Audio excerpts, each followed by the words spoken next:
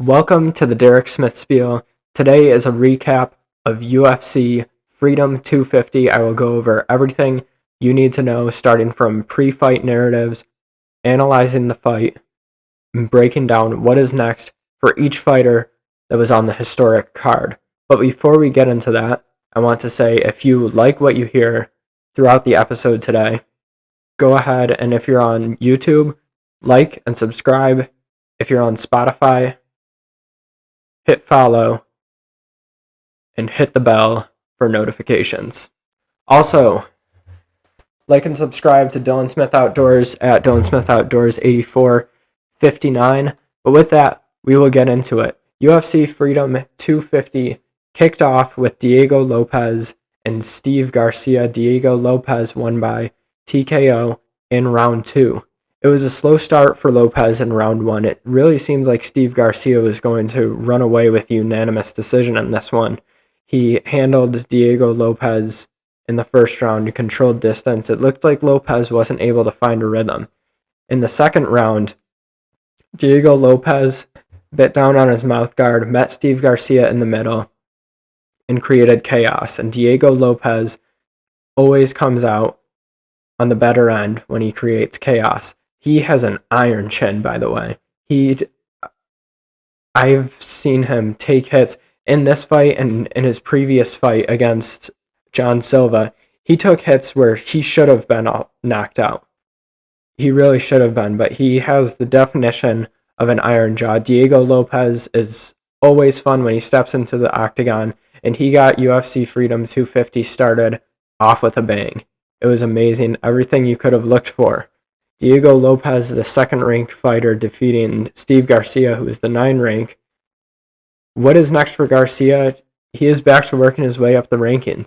He really, even though he lost, UFC Freedom 250 was a success for him because he proved that he can go in there and be competitive against top-ranked fighters. Diego Lopez, obviously, is no joke, and Steve Garcia won round 1. If he was able to weather the storm better in round 2, it would have been tied 1-1 heading into the third to see who was going to win it. Steve Garcia proved that he belonged. He still has to work his way up the rankings. What is next for Diego Lopez?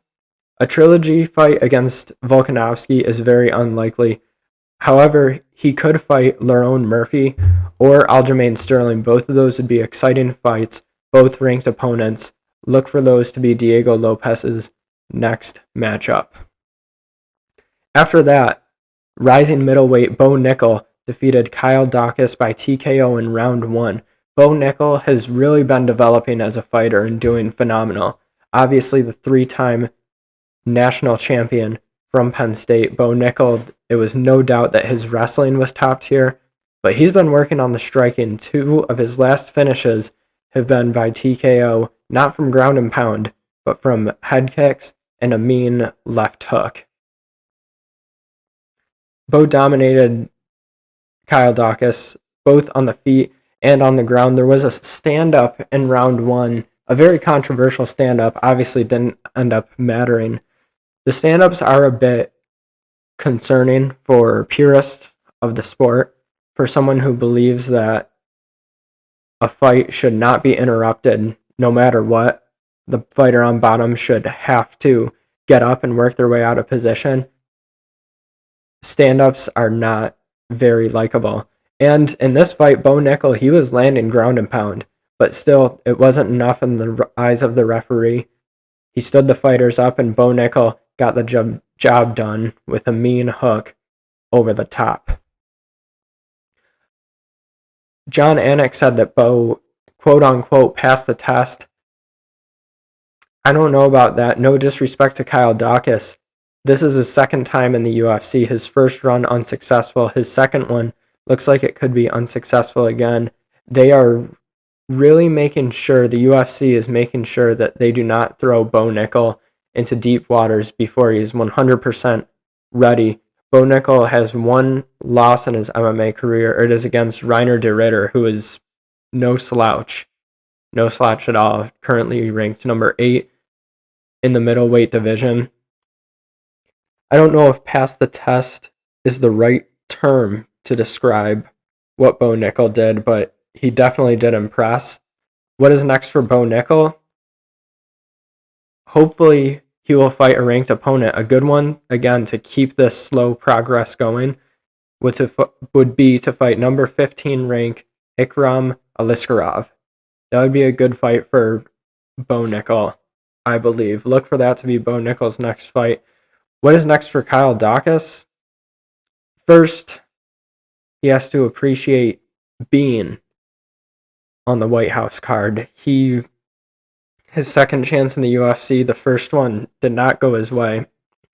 And second chance, he gets to fight at the White House. Yeah, he lost, but he was a part of an historic event, and he really should appreciate that. He should also appreciate, every moment he has left in the UFC. He has to appreciate the grind. He has to love the process, because as of late, the results haven't come his way, and there's no telling what his future in the UFC will be, so he needs to enjoy his time while he is there. After that fight, Mauricio Hufi defeated Michael Chandler by TKO in round 1, and I cannot help but feel bad for Michael Chandler. Chandler had, quite frankly, a year of his career wasted searching for the big money payout against Conor McGregor that never happened. There was a season of The Ultimate Fighter where both Michael Chandler and Conor McGregor were coaches, but no fight was set up. Chandler stuck to it. Chandler did not want McGregor to get away without a fight. And not only did McGregor get away without a fight, but now he's supposed to fight Max Holloway. Fans will believe it when they see it.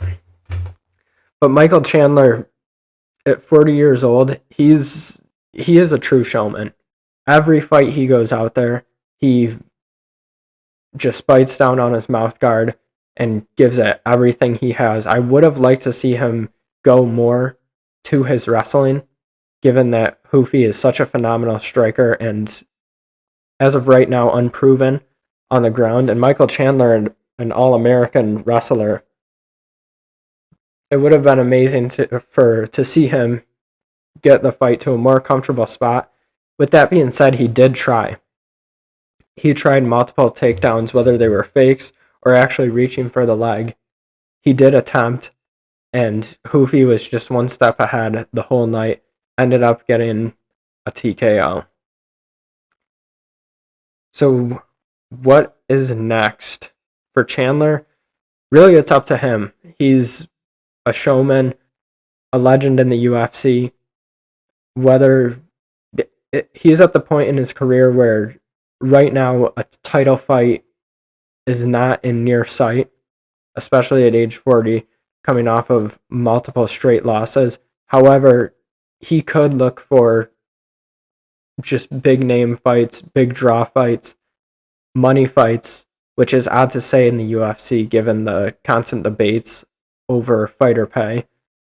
But what I mean is, he's at the point in his career where he is just looking to attract a crowd and make money before he retires. What I think would be a good fight for him is fighting the number 14 rank Beneil Dariush. Both Michael Chandler and Dariush are getting up in age.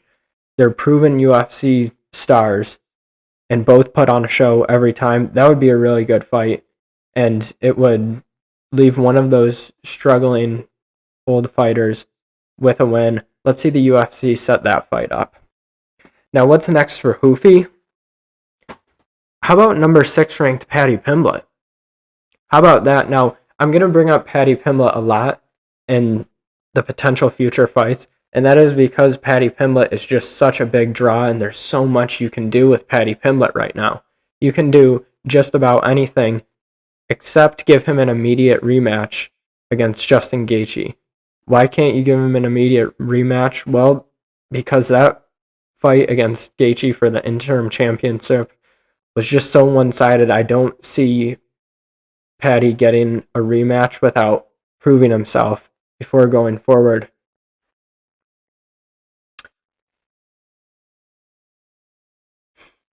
Another possibility for Hoofy is a fight against Charles Oliveira for the BMF belt.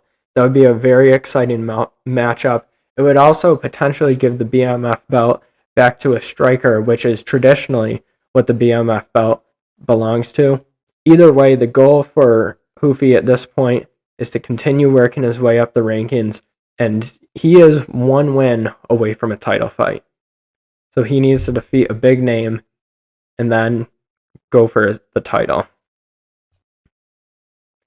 After the Hoofy Chandler fight, it was a heavyweight matchup between Josh Hockett and Derek Lewis. Hockett came out on top, knocking out Derek Lewis, and to be frank, Lewis looked awful. It looks like he never checked in. He was gassed after throwing a recorded 5 strikes. He only threw 5 significant strikes, and it looked like he had just run a marathon. It was awful. And taking damage can do that to you, but it was very discouraging. Very discouraging to watch. On the other hand, Hockett looked good. Hockett looked good. He had a big draw, a lot of promotion going into this fight. Not a lot of fighters like him, which makes it even more exciting going in. Everyone likes a good beef before it's settled in the octagon. Hockett has that going for him. He also has 2 TKOs against he has 2 wins against ranked opponents going his way. That's a lot of momentum that he needs to carry. However, after the win, Hockett got on the microphone, and when he usually does a poem similar to a Muhammad Ali or Chael Sonnen, he usually does a poem. However, this time he said, screw it. And he just decided that he was going to call Michelle Obama a man at the White House. Rightfully so, that did not go over well at all. It was not received well. What was probably supposed to be funny, it just wasn't. It was tasteless, horribly timed, and Dana White came out and said that obviously Dana White is a big advocate for free speech, but he said that he is strongly against insulting family members, and that's what Hockett did. But Hockett still has a lot of momentum, and bad press is still press. He is still getting attention. What's next for Hockett? Just another big matchup. I do not see him getting a title fight against... I don't see him getting a title fight anytime soon. He needs at least one more win before he gets a title fight. What's next for Derek Lewis? It should be retirement. He has not looked good at all in his last few fights. He is obviously a UFC legend, bound to be a UFC Hall of Famer with the most TKO finishes in UFC history, but he is not the Derek Lewis that he used to be, and it's very apparent. After the heavyweights, it was time for Sugar Sean to put on a show against a relatively unknown Ayman Zahabi. Zahabi was coming in on a 7-fight win streak, coached by George St. Pierre, one of the best to ever do it. When he was walking into the fight, and Joe Rogan, John Anik, and Daniel Cormier were talking about Zahabi, it is shocking that he is not more known. This fight, a lot like Steve Garcia, was huge for Zahabi because it just put their name on such a larger stage. And Sean O'Malley, he ended up winning by TKO in round 2. However, in round 2, before O'Malley landed just a huge right cross that ended up ending the night, prior to that, Zahabi was finding a lot of success with the leg kicks. You could tell that Zahabi was feeling O'Malley out in the first round looking for tendencies, and he found one. He found out that whenever whenever he walked forward, O'Malley would always move back and leave his leg open for a calf kick. Zahibi was tearing O'Malley's calf apart. O'Malley said that it didn't really do anything. However, I bet he is feeling that after the fight. So like I said, despite Zahibi losing, he was on a 7-fight win streak. He held his own and was finding success against a very tough puzzle to solve in Sean O'Malley. And what is next for him? Don't get discouraged and work your way back up the rankings. You had a 7-fight win streak. That's no coincidence. Your name was just put on a massive stage, a one-of-one event. Take advantage of that despite losing. Your name is now known. Get back in the win column and work your way up the rankings. What is next for Sean O'Malley? Well, he called out Petr Yan. That could be possible. That is a very likely fight. O'Malley has a win over Petr Yan. So Sugar Sean could be in line for another title fight. That would be very exciting to see. If he doesn't have a title fight, I think an interesting matchup would be a fight against number 2 ranked Umar Nurmagomedov. That would be one of those fights where the winner should get a title fight. That would be a very interesting path that the UFC could take. Look for Sean O'Malley to fight either Petr Yan for the title or Umar Nurmagomedov. After Sean O'Malley's TKO, it was back to a heavyweight bout where Alex Pereira was going to become the first 3-belt holder in UFC history, but he was facing Cyril Gane, and Cyril Gane was not about to let that happen. Gane ended up defeating Poatan Pereira by TKO in round 2. The first round was very close. It really could have gone either way. I thought that Pereira had won the first round. Obviously, that didn't matter. The only reason I say that is because from what I saw, Pereira looked like he could stay at heavyweight. That looks like an option for Pereira. However, as he saw, the power is different at heavyweight. And despite the result, you have to give Pereira credit and just take a step back and think about the courage really that was on display. Alex Pereira was someone who could suck out to 185 and he weighed in at 251. He is not a heavyweight.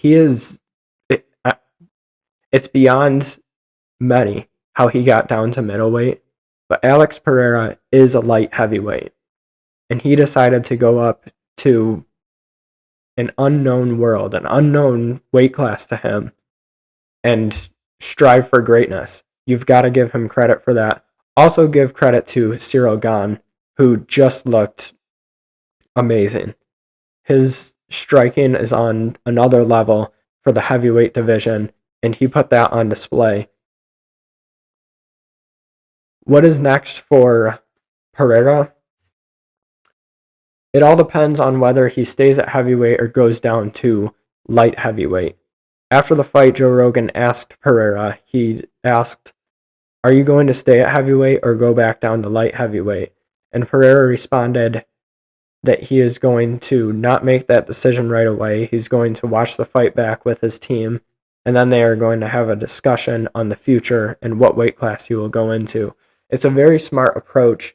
If Pereira goes down to light heavyweight, it seems undeniable that he would have an immediate title fight against Carlos Ulberg. If he stays in heavyweight, it would be interesting to see what happens. I think you could see Josh Hokett fight Poatan. And I would love to see that. I think the world would love to see Josh Hokett get knocked out by Alex Pereira. I know I would. I know the Obamas would too. But either way, Pereira does have a path forward, and you have to applaud him for his courage.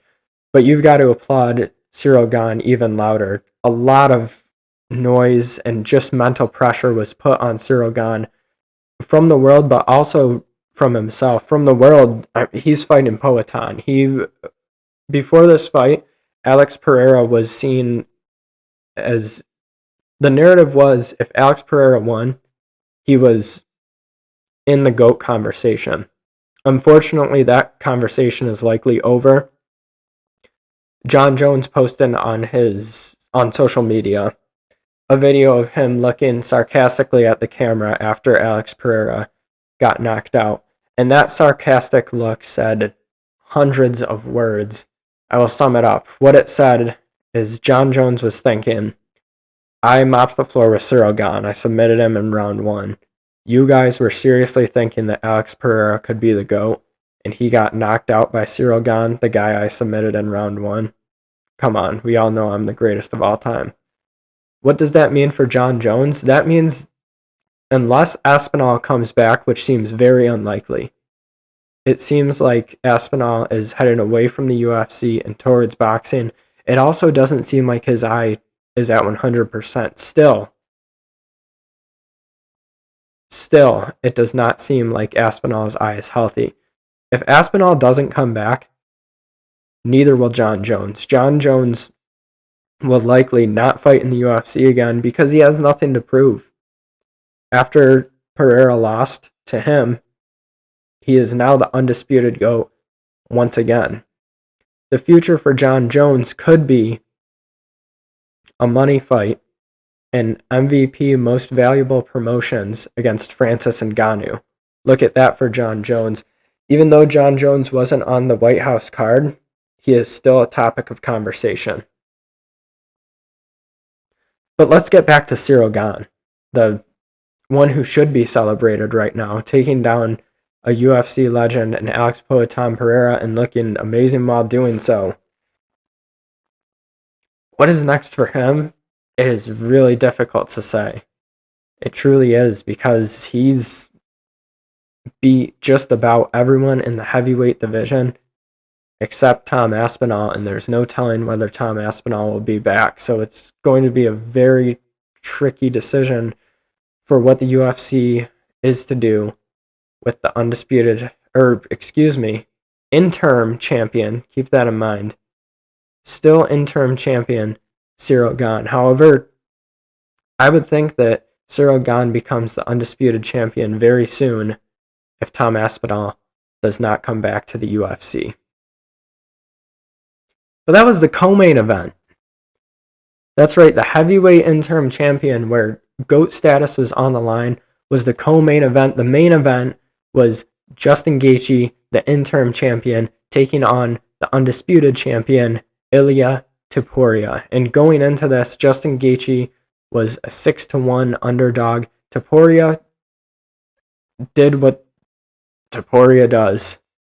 He weighed in, he shoved the guy at the weigh-in. After weigh-ins, he had a victory dinner before the fight even happened. He made posts online saying that he has a white rose that he's going to set next to Justin Gaethje after he knocks him out in round 1. It was the confidence that borders on arrogance that for the longest time no one could say anything about, because Ilia Topuria was 17-0. Well, guess what? Ilia Topuria is 17-1. Justin Gaethje came in and put the exclamation point on UFC Freedom 250 by defeating Ilia Topuria, the 6-1 underdog American. Justin Gaethje defeated Ilia Topuria. It was by corner stoppage in round 4. Round 1, Gaethje looked amazing. Both fighters did. Ilia Topuria looked like the more technical fighter. He looked quicker, but Gaethje just had something going for him. One of it was his punch power. One of the narratives going into the fight was that Ilia Topuria's power is unmatched. Well, we just figured out that it's matched by Justin Gaethje. Round 1, it looked like Gaethje won. Round 2, Ilia Topuria came alive with body shots on body shots. After the fight, Justin Gaethje said that his liver was already hurting, and that's because of all the body damage Topuria did in round 2. He was digging to the body like a boxer, actually knocked Justin Gaethje down from body shots. It very well could have been a 10-8 round. We won't know because the fight didn't go the distance, but Topuria won round 2 handily. However, Topuria might have gassed himself out in round 2, searching for the finish. Because from round 3 on, it was all Gaethje, and Gaethje did so much damage to Topuria's face, it looked like he got hit by a bus. Topuria posted online that he was blind in one eye after round 2 and blind in both eyes after round 3. Gaethje had the jab working, he had the hooks working, he would fake shot, collar tie clinch, and dig uppercuts. Topuria, again, he was half blind, so you can't blame him much for taking all the shots, but he had no answer. He looked gassed. It was a form of Ilia Topuria no one had ever seen before.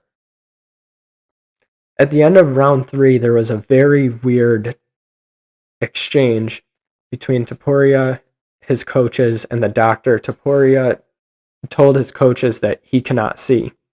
Of course, when the doctor heard that, he went into the ring, ran his sight test, and he said the fight should not go on. But Topuria and the coaches said, no, the fight's going on. I did not know that a doctor's opinion could be overruled, but it was. It was, because after a 2-minute break in between rounds, Topuria came back in round 4. Before he looked re-energized. Most people were angry because they thought after Topuria had a rough round 3 where he needed recovery time, they thought it was unfair that he had so much time to recover in between rounds. What I'll say about that is it's not Topuria's fault, the miscommunication between the doctor and the referee. He could not have planned that. He came out round 4 at first looking fresh, but after a couple of big shots from Gaethje, it looked like the Ilia Topuria who was wiped out in round 3. And at the end of round 4, Justin Gaethje landed a huge knee to the body that might have broken one of Topuria's ribs. It was brutal. In between round 4, the corner called off the fight, and Justin Gaethje, for the first time in his career, is the undisputed champion. It was truly amazing to see. No one really could have predicted that to happen. Was it a storybook setup? Yes, but it seemed very unlikely because Ilia Topuria, for the last year, has seemed unbeatable. But Justin Gaethje did the seemingly impossible and beat Ilia Topuria at the main event on the south lawn of the White House. What is next for Topuria? Well, he should change his pre-fight ritual. That is the first thing in order. Change your pre-fight ritual. Do not celebrate before you win. That is, I know it's hard. He gets so excited because he goes on these wine diets to lose weight. But, man, that is just next level confidence or next level crazy to have a victory dinner before the fight even happens. Topuria is going to have to bounce back hard in his next fight, whoever it is, because the narrative out there is that Topuria quit, especially from Paddy Pimblett. Paddy Pimblett was on a historic hate watch. Pimblett and other fighters have been saying things like Topuria was calling himself the GOAT and he quit in between rounds. Here's what I'll say to that. First of all, I do not think Topuria quit between rounds. To me, it seems like Topuria wanted the fight to continue, but his team decided that the fight should not continue, and I don't blame them. There was no way Topuria could have come back in that one. His power was gone. His feet were falling out from under him. A round 5 would not have been productive whatsoever. It was a very smart decision by his team, by the corner, to not let that fight continue. However, when Ilia Topuria does things like